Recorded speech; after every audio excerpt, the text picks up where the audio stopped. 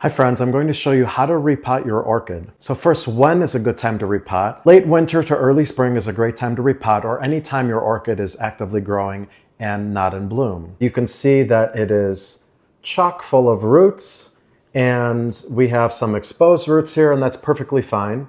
So I'm going to go up one pot size to this 6-inch clear pot.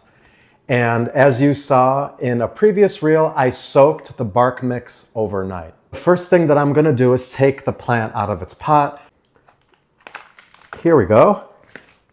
So another reason you may want to repot, and this is more of a repotting emergency, is if your bark mix has broken down so much that it looks like soil. That's bad for orchids because they like a chunky, airy mixture. So next, what I'm going to do is I'm going to jiggle the roots around and remove as much of the old bark mix as possible.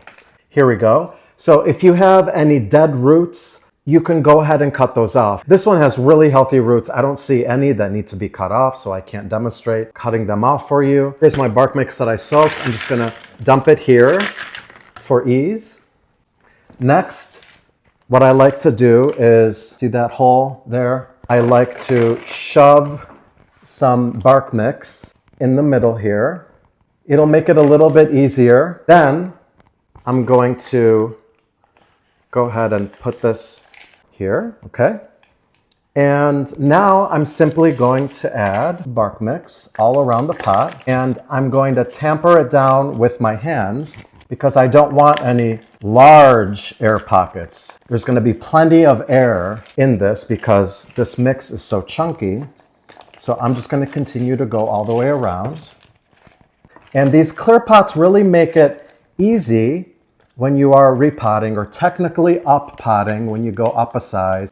So I've got some opportunity here. So I'm going to shove some of the bark mix in there. You don't want any large air gaps. And I think we're almost good here. Lastly, it's a good rule of thumb to wait a few days before watering in case any of the roots broke. This will help prevent any rotting or infection from occurring. Do I personally always do this? Honestly, no. And that's all there is to it, folks.